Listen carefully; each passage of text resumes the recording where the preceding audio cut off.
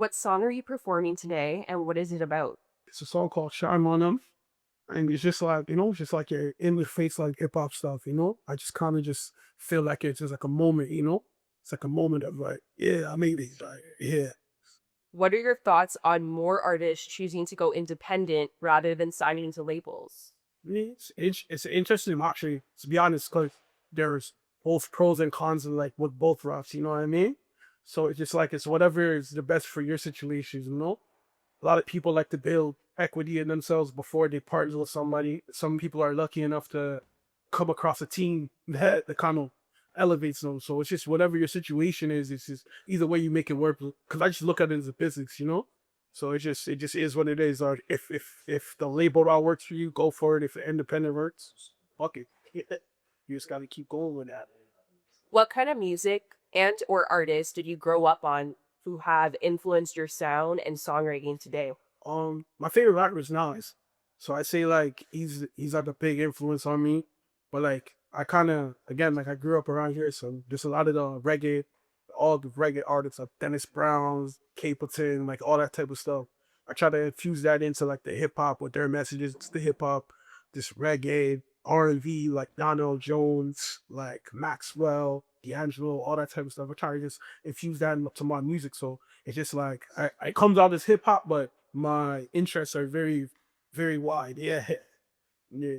Do people often compare you to Biggie and how do you feel about that? Hey, it's cool, man. If someone was to call somebody the Kobe of New York, they did well, as like, Biggie, he's an icon, he's a legend, and everybody has someone to sound like, right? So like when somebody says that I sound like Bi, and I just take it as a compliment. It is what it is. What is your advice to artists who are just starting out in the music game? What kind of guidance would you give them?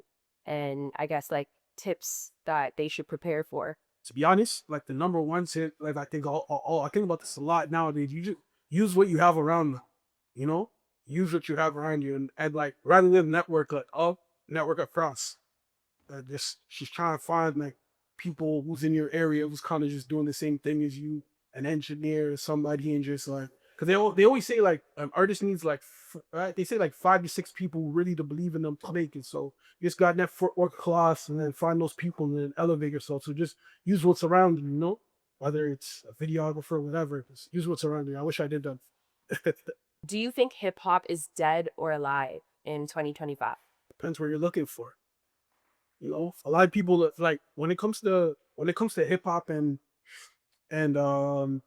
like where it's at right now, it just depends what you think about and what you're looking for. I think the biggest problem with hip hop is that like hip hop doesn't necessarily play in like the clubs like that. Like yeah, like if you look at like the 90s hip hop, like the BPMs and the DJs were able to incorporate that into the club, right? Into the clubs and the nightclubs and all type of shit. And like a lot of stuff is different now, but the music's way more darker now. It's way more, menacing. So I just wish hip hop could go back to the clubs. I think that's something to revive because a lot of people are so far left that they're too conscious or whatever, and a lot of people are just too far right. Well, they're not saying nothing. So, see that was.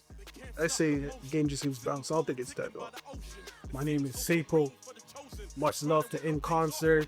Had a lot of fun today. This is a beautiful moment, beautiful event. Much love to you guys. Peace.